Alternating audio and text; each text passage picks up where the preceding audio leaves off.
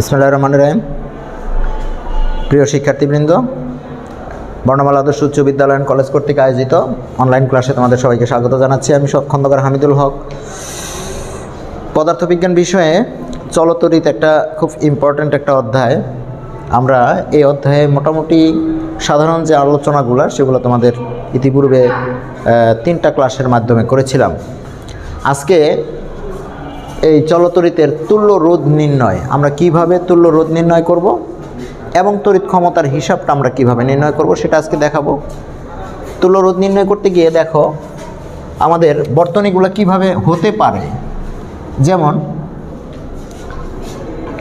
এটাকে আমরা কি বলি? এটাকে বলি আমরা তড়িৎ কোষ। তড়িৎ কোষ এটার একটা স্যাম্বলটা এরকম যে যেই পাশে ছোট সেটা হচ্ছে ঋণাত্মক, যে পাশে বড় সেটা হচ্ছে ধনাত্মক। এখান থেকে একটা রোধ এভাবে আসছে, এটাকে আমি বললাম R1 সমান 10 ওহম। এখানে আসার পরে এখানে একটা রোধ আছে, এটা হচ্ছে 5 ওহম, এটা 10 ওহম।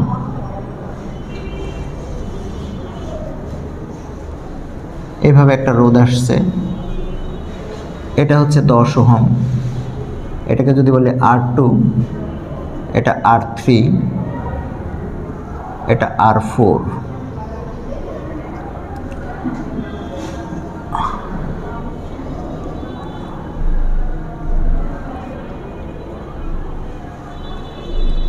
R5 সমান 10 ওহম, এটা হচ্ছে 10 ওহম। R6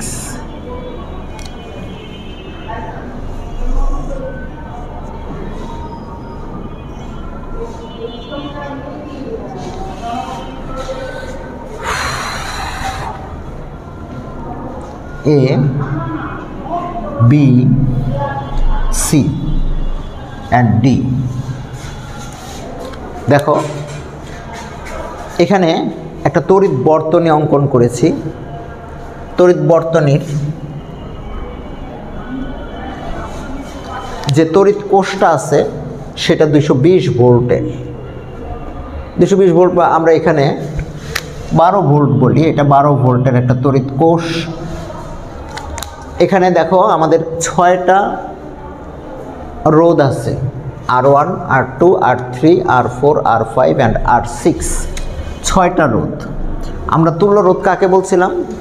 তুল্য রোধ হচ্ছে বর্তনীর সবগুলো রোধের পরিবর্তে যদি এমন একটি মানের রোধ ব্যবহার করা হয় যাতে বর্তনীর প্রবাহ মাত্রা এবং বিভব পার্থক্য অপরিবর্তিত থাকে, তাহলে ওই নির্দিষ্ট মানের রোধটিকে ওই সন্নিবেশের তুল্য রোধ বলে। তার মানে এখানে যে আমাদের 6টা রোধ আছে, এই 6টা রোধের পরিবর্তে যদি আমি এমন একটা মানের রোধ ব্যবহার করতে পারি যাতে আমার বর্তনীর বিভব পার্থক্য এবং প্রবাহ মাত্রা অপরিবর্তিত থাকে, তাহলে ওই নির্দিষ্ট মানের রোধটিকে এই সন্নিবেশের তুল্য রোধ হিসাবে আমরা গণ্য করতে পারবো। তো এখন এখানে প্রশ্ন হতে পারে বর্তনীর মোট তুল্য রোধ কত? প্রশ্ন হতে পারে বি বিন্দুর বিভব কত? প্রশ্ন হতে পারে বর্তনীর মোট তড়িৎ প্রবাহের মান নির্ণয় করো। বর্তনীতে তড়িৎ প্রবাহের মান নির্ণয় করো। প্রশ্ন হতে পারে বর্তনীটি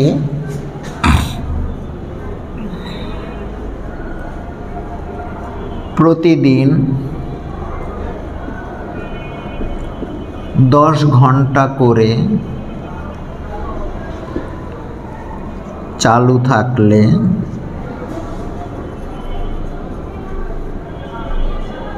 এক সপ্তাহে কত ইউনিট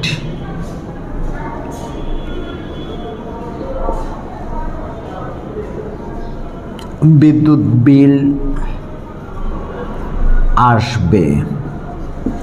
দেখো আমরা এই উদ্দীপকটা থেকে এরকম প্রশ্নগুলা তোমাদের কাছে মানে আশা করতে পারি, যেমন বর্তনীর মোট তুল্য রোধ কত, বি বিন্দুর বিভব কত, বি বিন্দুটার বিভব কত, বর্তনীতে তড়িৎ প্রবাহের মান নির্ণয় করো, বর্তনীটি প্রতিদিন 10 ঘন্টা করে চালু থাকলে এক সপ্তাহে কত ইউনিট বিদ্যুৎ বিল আসবে।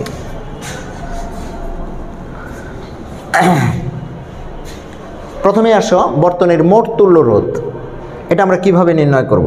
আমরা জানি যে বর্তনী হচ্ছে দুই প্রকার, একটা হচ্ছে সমান্তরাল বর্তনী আর একটা হচ্ছে শ্রেণী বর্তনী। সমান্তরাল বর্তনী হচ্ছে সেই বর্তনী যে একটা প্রবাহ এসে যদি ভিন্ন ভিন্ন রোধের মধ্যে প্রবেশ করে এবং যে রোধগুলোতে প্রবেশ করলো সেগুলার আবার প্রান্তবিন্দু যদি একটা নির্দিষ্ট বিন্দুতে থাকে তাহলে সেগুলোকে সমান্তরাল বর্তনী বলা হয়, সমান্তরাল বলে অভিহিত করা হয়। আর শ্রেণী হচ্ছে যে একটা রোধের মধ্য দিয়ে যে পরিমাণ তড়িৎ প্রবাহিত হইতেছিল সেটাই যদি ওইটার থেকে বের হয়ে সরাসরি আরেকটা রোধের মধ্যে গিয়ে প্রবেশ করে তাহলে সেটাকে আমরা শ্রেণী বর্তনী বলি। যেমন ধরো এখানে মোট প্রবাহটা আমরা কিন্তু জানি যে তড়িৎ প্রবাহ মানে হচ্ছে ইলেকট্রনের প্রবাহ। ইলেকট্রন নিম্ন বিভব প্রান্ত থেকে উচ্চ বিভব প্রান্তের দিকে যায়, আর তড়িৎ প্রবাহ হচ্ছে আধানের প্রবাহ, যেটা প্রচলিত ভাষায় আমরা বলি তড়িৎ প্রবাহ হচ্ছে উচ্চ বিভব প্রান্ত থেকে নিম্ন বিভব প্রান্তের দিকে যায়।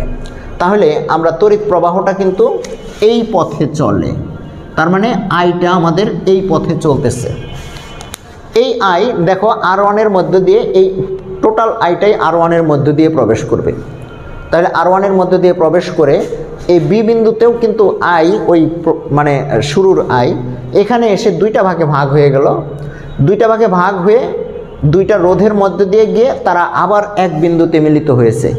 তাহলে আমরা এখানে বলতে পারি না যে মূল প্রবাহ বা একটা নির্দিষ্ট মানের তড়িৎ প্রবাহ যদি ডিভাইডেড হয়ে একাধিক রোধের মধ্যে প্রবেশ করে এবং তাদের প্রান্ত বিন্দুগুলা শেষ বিন্দুগুলা যদি একটি নির্দিষ্ট বিন্দুতে থাকে, একটা সাধারণ বিন্দু যদি থাকে, তাহলে ওই রোধগুলোকে সমান্তরাল সন্নিবেশে বলে অভিহিত করা হয়। তাহলে আমরা বলতে পারি না যে R2 আর R3 সমান্তরালে সন্নিবেশিত। আচ্ছা, এই দুইটা থেকে তাহলে আমরা একটা পেতে পারি। তাহলে আমরা এখানে বলবো, শুরুতেই বলবো প্রথমটার জন্য যে R2 ও R3 রোধদ্বয় সমান্তরালে সন্নিবেশিত।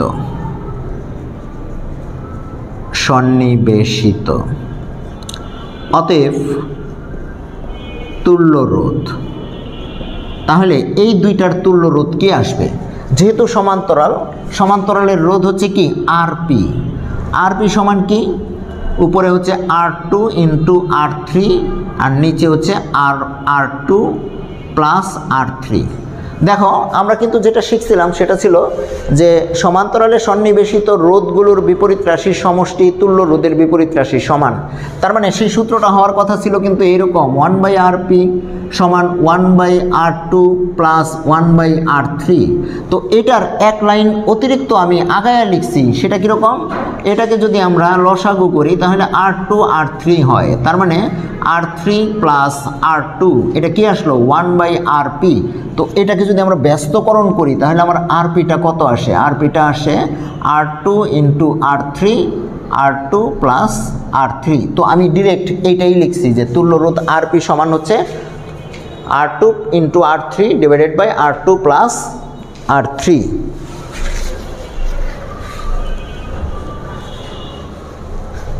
এখন মান বসিয়ে দাও। R2 কত ছিল? R2 ছিল 5 ওহম ইন্টু R3 হচ্ছে 10 ওহম, 5 যোগ 10 সমান সমান নিচে 15, উপরে হচ্ছে কত? উপরে হচ্ছে 50, 15 ভাগ 50 ওহম। এটা আমরা আরপি পেয়ে গেছি। তাহলে এই দুইটার পরিবর্তে কিন্তু আমরা একটা পেয়ে গেলাম, তার মানে এই দুইটার তুল্য রোধ পেয়ে গেলাম। এবার দেখো এই প্রবাহ এখান দিয়ে এসে এখানে একত্রিত হয়েছিল, তারপরে আবার এই প্রবাহটা দুই রাস্তায় চলে গেছে। এদিক দিয়ে কিছু প্রবাহিত হয়েছে, এদিক দিয়ে কিছু প্রবাহিত হয়েছে। আপাত দৃষ্টিতে তুমি বলতে পারো যে R5 R4 এর শুরুর বিন্দুটা এক, তার মানে কি তারা সমান্তরাল? না, সমান্তরালের শর্ত হচ্ছে শুরুর বিন্দুটা এক জায়গায় হতে হবে, শেষ বিন্দুটাও এক জায়গায় হতে হবে। তাহলে এটা শুরু হয়েছে এক জায়গায়, তার মানে একই প্রবাহ দুই পথে প্রবাহিত হয়েছে, তার মানে আমরা ধরে নিতে পারি তারা সমান্তরালের দিকে যাচ্ছে। কিন্তু দেখো এই R4 আর R5 এর শেষ বিন্দু কিন্তু এক জায়গায় না। R5 এর শেষ বিন্দু R6 এর শেষ বিন্দুর সাথে মিলে গেছে, তার মানে এই R5কে আমরা R4 এর সমান্তরাল বলতে পারি না।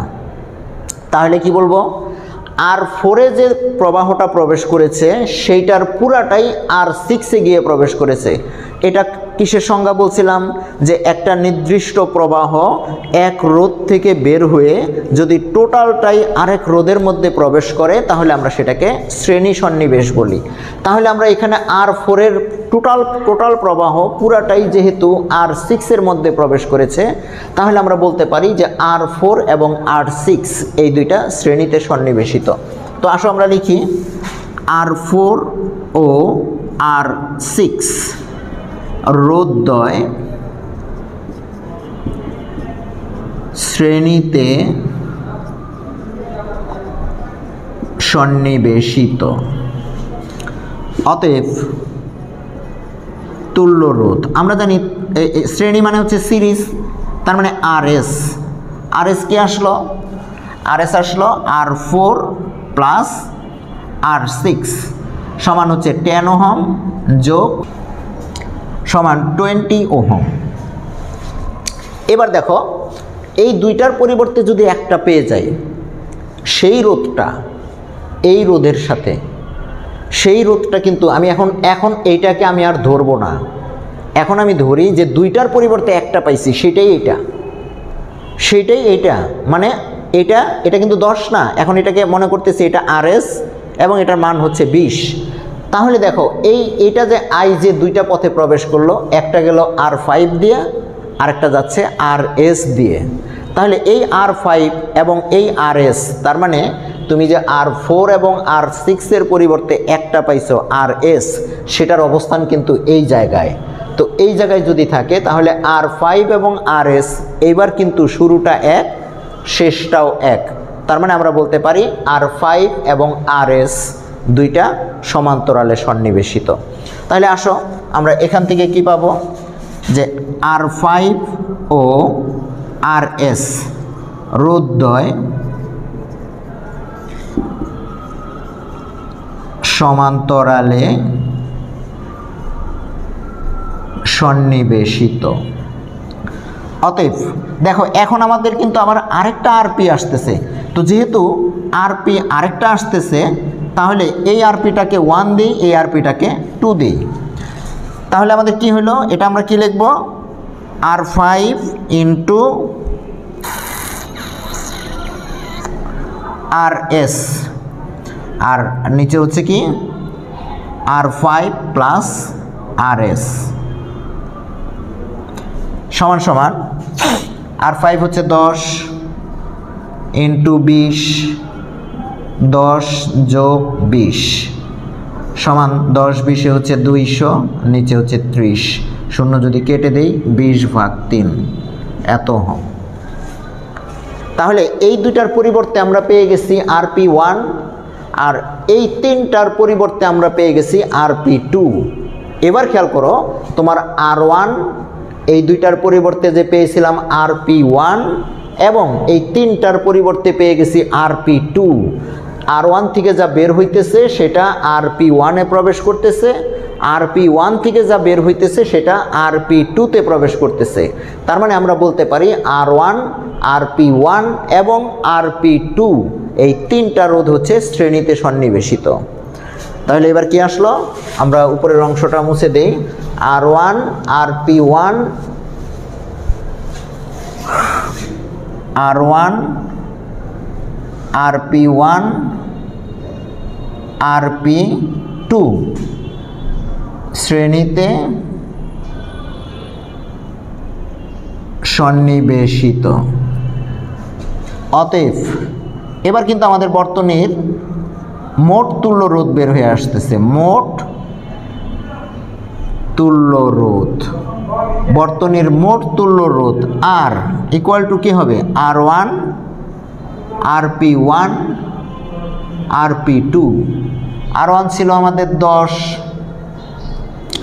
RP1 হচ্ছে 50/15, RP2 হচ্ছে 20/3। তাহলে কত হয়? 30, 300, 15 2 100, 3 দিয়ে 10 200, 300 আর 100 400, 500 600/30 কাটলে এইটা দিয়ে এটা কাটলে 20 ওহম। তার মানে আমরা পেয়ে গেলাম, দেখো যে বর্তনীর মোট তুল্য রোধ হচ্ছে 20 ওহম। এই সবগুলা রোধের পরিবর্তে যদি একটি রোধ ব্যবহার করি তাহলে বর্তনীর মোট তুল্য রোধ আসবে 20 ওহম। আশা করি শিক্ষার্থীরা তোমরা বুঝতে পেরেছ। এবার তাহলে তোমাদের তুল্য রোধ নির্ণয়ের আমি যেইভাবে তোমাদেরকে যে লেখাগুলো লিখছি ঠিক এইভাবেই কিন্তু তোমরা পরীক্ষার খাতায় কিন্তু তোমাকে এইভাবেই লিখতে হবে, এর থেকে শর্ট করতে পারবে না। এর থেকে শর্টে তুমি যদি শুধু তুল্য রোধ লিখে রাখো, তুমি কে কিভাবে আসছে সেটা একটু তোমাকে বর্ণনা করে দিতে হবে। যেমন R4 R6 রোধদ্বয় শ্রেণীতে সন্নিবেশিত, ভাষাটা লিখবে, তারপরে তার তুল্য রোধ বের করবে। এটা রোধদ্বয় সমান্তরালে সন্নিবেশিত, ভাষাটা লিখবে, তারপরে তুল্য রোধ বের করবে। তোমরা অনেক সময় অনেক শর্ট করে ফেলো, শুধু মানে এইটা যোগ করে দিয়ে দাও, এটা যোগ করে দিয়ে দাও, সেই ক্ষেত্রে কিন্তু মানে বুঝতে সমস্যা। যে এক্সামিনার খাতা দেখবে সে কিন্তু বুঝতে পারবে না তুমি এটা মানে কি আছে কিভাবে, এটা তোমাকে একটু বর্ণনামূলকভাবেই লিখতে হবে। বি বিন্দুর বিভব নির্ণয় করো। বি বিন্দুর বিভব নির্ণয় করব, মনে প্রশ্ন জাগতে পারে, স্যার এ বিন্দুর বিভব কত? আমাদের এটা হচ্ছে ঋণাত্মক প্রান্ত, এটা হচ্ছে ধনাত্মক প্রান্ত, দুই বিন্দুর বিভব পার্থক্য দেখানো হয়েছে 12 ভোল্ট। আবার দেখো এই বিন্দুটাকে, এই যে সংকেতটা, এই যে সিম্বলটা দেখানো হয়েছে, এটার মানে হচ্ছে ভূ সংযুক্ত। তো ভূমিকে কিন্তু আমরা বলি ঋণাত্মক আধানের অফুরন্ত ভাণ্ডার। আবার আমরা বলি ভূমির বিভব শূন্য। ভূমির বিভব শূন্য কেন ধরা হয়? কারণ হচ্ছে ভূমি, পৃথিবী এমন এক বস্তু, সে তার মধ্যে প্রচুর ইলেকট্রন আছে। কারো কাছে যদি ইলেকট্রন বেশি থাকে তাহলে তার কাছ থেকে সে নিয়ে নেয়, তার মানে তাকে নিস্তরিত করে দেয়। আবার কেউ যদি উচ্চ বিভব মানে প্রাপ্ত হয়, তার মানে ধনাত্মক আধানে আহিত হয়, তার মানে ইলেকট্রন যদি কারো কাছে কম থাকে সে তাকে ইলেকট্রন দিয়ে তাকে নিস্তরিত করে দেয়। তার মানে ভূমির সংস্পর্শে যে আসবে সেই নিস্তরিত হয়ে যাবে। সে তার কাছে যদি ইলেকট্রন থাকে তাহলে পৃথিবী তার কাছ থেকে নিয়ে নিবে, আর তার কাছে যদি ইলেকট্রন কম থাকে তাহলে এই পৃথিবী তাকে ইলেকট্রন দিয়ে দিবে, তার মানে বস্তুটাকে সে নিস্তরিত করে দিবে। তো আমাদের এই জায়গাটাতে ভূসংযোগ আছে, তার মানে আমরা বুঝতেছি এই জায়গাটা নিস্তরিত, এখানে কোনো আধান নাই, এখানে কোনো আধান নাই, আধান নিরপেক্ষ। আধান নিরপেক্ষ মানে এখানকার আধান কি? শূন্য। এটা ভূমির সাথে সংযুক্ত আছে, আমরা জানি ভূমির বিভব শূন্য, তার মানে এই প্রান্তটা টোটাল বিভব হচ্ছে শূন্য। এই ডি বলো আর এখানে বলো, টোটাল বিভবটাই কি? শূন্য। আর তড়িৎ কোষের ঋণাত্মক প্রান্তের বিভব আমরা বলি শূন্য, ধনাত্মক প্রান্তের বিভব বলি এইটা। দুই প্রান্তের বিভব পার্থক্য, এটা যদি নাও দেওয়া থাকতো তাও কিন্তু আমি বলতাম যে এটার বিভব শূন্য। আর এইখানকার বিভব তাহলে কত? এটা শূন্য, পার্থক্যটা হচ্ছে 12, বিভব পার্থক্যটা হচ্ছে 12, আর এই বিন্দুর বিভব হচ্ছে শূন্য। তাহলে এবার বলো তো এই বিন্দুর বিভব কত? তার মানে এই ধনাত্মক প্রান্তের বিভব হচ্ছে তাহলে 12, 12 মাইনাস শূন্য সমান হচ্ছে আমার 12 আসতেছে, তার মানে বিভব পার্থক্য হচ্ছে 12। অথবা এটাকে কিন্তু আমরা এই যে 12 লিখছি, এটা কি বিভব পার্থক্য লিখছি না তড়িৎচালক শক্তি লিখছি? এটাও কিন্তু তোমার মনে প্রশ্ন জাগতে পারে, এটা কি বিভব পার্থক্য না তড়িৎচালক শক্তি? এটাই যদি হয়তো তড়িৎচালক শক্তি, তড়িৎচালক শক্তি কাকে বলে? তড়িৎচালক শক্তি হচ্ছে একক আধানকে, 1 কুলম্ব আধানকে বর্তনীর এক বিন্দু থেকে সম্পূর্ণ বর্তনী ঘুরিয়ে আবার ওই বিন্দুতে নিয়ে যেতে যে পরিমাণ কোষ, যে পরিমাণ কাজ সম্পাদন করে, সেটাই হচ্ছে তার তড়িৎচালক শক্তি। তো প্রশ্ন যদি থাকে এই কোষটার তড়িৎচালক শক্তি 12 ভোল্ট বলতে কি বোঝো, তার মানে এটা বলতে আমরা বুঝি এই কোষটা একক আধানকে বর্তনীর এই ধনাত্মক প্রান্ত হতে সম্পূর্ণ বর্তনী ঘুরিয়ে এই সবগুলো রোধ ঘুরিয়ে আবার ঋণাত্মক প্রান্তে নিয়ে যেতে সে 12 জুল কাজ সম্পাদন করে। এটাও কিন্তু একটা ইম্পর্টেন্ট প্রশ্ন যে তড়িৎচালক শক্তি এত বলতে তুমি কি বোঝো। এবার তাহলে কিন্তু আমরা পেয়ে গেলাম যে এই বিন্দুর বিভব হচ্ছে 0 আর এই প্রান্তের বিভব হচ্ছে 12, যেহেতু পার্থক্যটা 12 তাহলে এই বিন্দুর বিভবটা কত আসলো 12। দেখো এখানকার বিভব যে কথা, এর বিভব সেই কথা, এই বিন্দুর বিভবও কিন্তু সেই কথা, কারণ এখানে বিভবের কোনো চেঞ্জ হয় নাই। বিভবের কেন চেঞ্জ হয় নাই? কারণ এখানে কোনো রোধ নাই। আমি যে তারটাকে দেখাইছি, এই যে রাস্তাটা দেখাইছি, এটা একটা পরিবাহী। পরিবাহী মানে কি? তার মধ্যে তো কোনো বাধার সম্মুখীন হওয়া লাগতেছে না। তার মানে এখানে যে বিভব এখানকার সেই একই বিভব। তাহলে এইখানে আমাদের এই বি বিন্দুর বিভব এটা বের করতে হলে আমাদের এই প্রশ্নটার উত্তর আমাদের আগে বের করতে হচ্ছে, কারণ বিভব বের করার জন্য বিভব ভি ইকুয়াল টু হচ্ছে আই আর। দেখো আমরা কিন্তু এই আরটা পেয়ে গেছি, আর মানে হচ্ছে তুল্য রোধ। আমরা বর্তনীর টোটাল তুল্য রোধ যেটা 20 বের করছিলাম সেটা হচ্ছে এই আর আইটা কত সেটা কিন্তু আমরা এখনো পাই নাই। তো যেহেতু বর্তনীর বিভব পার্থক্য দেওয়া আছে এবং আর জানা আছে, তাহলে আমাদের আইটা কত আসে? তার মানে আমাদের 3 নম্বর প্রশ্নের উত্তর যদি আই বের করতে চাই, I equal to V by R. V কত ছিল? ভি ছিল আমাদের 12 ভোল্ট, আর কত? আর হচ্ছে 20 ওহম, ভোল্ট পার ওহম। তার মানে এটাও কি আসতেছে? অ্যাম্পিয়ার আসতেছে। 12 ভোল্ট, 12কে যদি আমরা 20 দিয়ে ভাগ করি তাহলে কত হয়? 0.6 ওহম, সরি অ্যাম্পিয়ার। প্রবাহের মানটা আসছে 0.6 অ্যাম্পিয়ার। তো আমরা এটা পেয়ে গেলাম, প্রবাহটা পেয়ে গেলাম। এবার এইটা বের করতে হলেই এ বিন্দুর বিভব 12, বি বিন্দুর বিভব কত আমরা সেটা জানি না, কিন্তু এইখানকার রোধ দেওয়া আছে, এটার মধ্যে দিয়ে কি পরিমাণ তড়িৎ প্রবাহিত হচ্ছে সেটা দেওয়া আছে। তাহলে এ আর বি এই দুই বিন্দুর বিভব পার্থক্যটা যদি আমরা বের করতে পারি, সেই পার্থক্য থেকে এ বিন্দুর বিভব থেকে বিভব পার্থক্যটা যদি বিয়োগ করে দেই, তাহলে কিন্তু আমরা বি বিন্দুর বিভবটা পেয়ে যাব। খেয়াল করো, এ বিন্দুর আমাদের R1 এর দুই প্রান্তের বিভব পার্থক্য। R1 আমরা যদি 2 নম্বর প্রশ্নের কথা বলি, R1 এর দুই প্রান্তের বিভব পার্থক্য ভি হলে ভি ইকুয়াল টু কি? আই আর। এখানে আই কত? আই আমরা পাইছি 0.6 অ্যাম্পিয়ার ইন্টু আর কত? আর হচ্ছে এই R1। তার মানে আমরা যেহেতু এই R1 এর দুই প্রান্তের বিভব পার্থক্য বের করতেছি, তাহলে বাধাটা R1 যেটা তৈরি করছে সেটা R1 হচ্ছে 10, তাহলে কত আসতেছে? 6 ভোল্ট। খেয়াল করো, R1 এর দুই প্রান্তের বিভব পার্থক্য হচ্ছে 6 ভোল্ট, হোয়ারেস এ প্রান্তের বিভব পার্থক্য হচ্ছে 12 ভোল্ট। তাহলে অতএব বি বিন্দুর এ বিন্দুর বিভব হচ্ছে 12 ভোল্ট। এ বিন্দুর বিভব আমাদের দেওয়াই আছে, এ বিন্দুর বিভব 12 ভোল্ট। অতএব বি বিন্দুর বিভবটা কত আসবে? 12 - 6 সমান 6 ভোল্ট। আমরা দেখো বি বিন্দুর বিভবটা পেয়ে গেলাম। এই বি বিন্দুর বিভব হচ্ছে 6 ভোল্ট। এখন তোমার যদি মনে প্রশ্ন জাগে, স্যার আমি সি বিন্দুর বিভবও বের করব, সেক্ষেত্রে কি করবা? এই দুইটাকে মিলে একটা তুল্য রোধ বের করবা। তুল্য রোধ বের করে সেই তুল্য রোধ আর ওই যে তোমার প্রবাহ, তাহলে রোধ পেয়ে গেলা, প্রবাহ পেয়ে গেলা, তাহলে কি বের করবা? বি আর সি বিন্দুর বিভব পার্থক্যটা বের করবা। বিভব পার্থক্য যেটা বের হয়ে আসবে, বি বিন্দুর বিভব হচ্ছে 6 ভোল্ট, বিভব পার্থক্য যদি আসে 3 ভোল্ট বা 2 ভোল্ট, তাহলে এই 6 থেকে 2 বাদ দিয়ে দিলে তুমি সি বিন্দুর বিভব পেয়ে যাবা। ঠিক আছে, তাহলে সি বিন্দুর বিভব পেয়ে গেলাম। আর ডি বিন্দু যেহেতু এই ঋণাত্মক প্রান্তের সাথে যুক্ত, তাহলে ডি বিন্দুর বিভব হচ্ছে 0। তাহলে আমরা বিন্দুর বিভব বের করা শিখলাম, বর্তনীতে তড়িৎ প্রবাহের মান নির্ণয় করা শিখছি।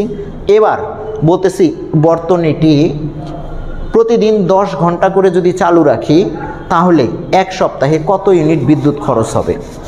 এখানে বিদ্যুতের ব্যয়ের হিসাবটা, বিদ্যুতের ব্যয়, তার মানে আমরা যদি এটাকে যদি বলি বিদ্যুৎ শক্তির ব্যয়, এটাকে তুমি ই বলতে পারো, ই ইকুয়াল টু বা W equal to P T, W equal to P T. এখন টি কত? টি হচ্ছে 10 ঘন্টা করে 7 দিন। তো 10 ঘন্টা করে 7 দিন মানে হচ্ছে 70 ঘন্টা। এখানে আমার টি ইকুয়াল টু কত? 70 আওয়ার, 70 ঘন্টা। পি কত? পি তো আমার দেওয়া নাই। কি দেওয়া আছে? দেওয়া আছে আমার ভি, দেওয়া ছিল, আমি বের করছিলাম আই, আর বের করছিলাম তুল্য রোধ। দেখো 3টা জিনিস কিন্তু আমার জানা আছে। কি কি জানা আছে? জানা আছে ভি কত? 12 ভোল্ট। আই কত? আই হচ্ছে 0.6 অ্যাম্পিয়ার। তুল্য রোধ আর কত? আর হচ্ছে 20 ওহম। এখন তোমার দরকার হচ্ছে পি বের করার। আমরা 3টা সূত্র তোমাদেরকে একটা ক্লাসে দেখাইছিলাম যে পি বের করার 3টা পদ্ধতি আছে। P equal to VI, P equal to I square R, P equal to V square by R. এখন দেখো এখানে আমরা টি পেয়ে গেছি কত? 70 ঘন্টা। আর ভি হচ্ছে 12 ভোল্ট, আই আমরা বের করেছিলাম 0.6 অ্যাম্পিয়ার, আর হচ্ছে 20 ওহম। তো এখন এই পি আমাকে জানতে হবে। পি কি? পি এর 3টা সূত্র আছে। পি ইকুয়াল টু ভিআই, তুমি এই ভি এবং আই দিয়ে তুমি পি বের করে ফেলতে পারো। P equal to I square R, P equal to V square by R. এখন তোমার কোনটা পছন্দ? তোমার যেটা পছন্দ, যেহেতু 3টা মানই দেওয়া আছে, তোমার যেটা পছন্দ তুমি সেটাই নিতে পারো। তো পি ইকুয়াল টু কি? ভি আই, আর কি আছে? টি। ভি কত? ভি হচ্ছে 12, আই হচ্ছে 0.6, আর টি হচ্ছে 70। তাহলে কত হয়? 6 7 42 ইন্টু 12, 42 ইন্টু 12, তার মানে 12 ইন্টু 42 গুণ করে দিলে এত কি? এত জুল। এত জুল কি আসতেছে আমাদের? Joule second, joule hour.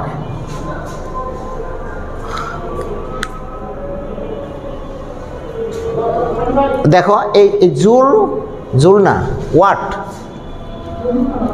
টোটালটা হচ্ছে জুল। এত জুল। এখন এখানে কিন্তু ছিল দেখো ওয়াট ঘন্টা। ওয়াট ঘন্টায় কিন্তু জুল হয় না, জুল হয় ওয়াট সেকেন্ডে। তো আমরা এখানে ওয়াট সেকেন্ড করি নাই। তড়িৎ ক্ষমতার হিসাব, তড়িৎ ক্ষমতার একক হচ্ছে ইউনিট। তড়িৎ ক্ষমতার একক হচ্ছে ইউনিট। ইউনিটটা আসবে কিলোওয়াট ঘন্টা, কিলোওয়াট ঘন্টা।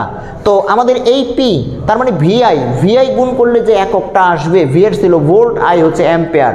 ভোল্ট অ্যাম্পিয়ার গুণ করলে যেটা আসে সেটা হচ্ছে ওয়াট ঘন্টা।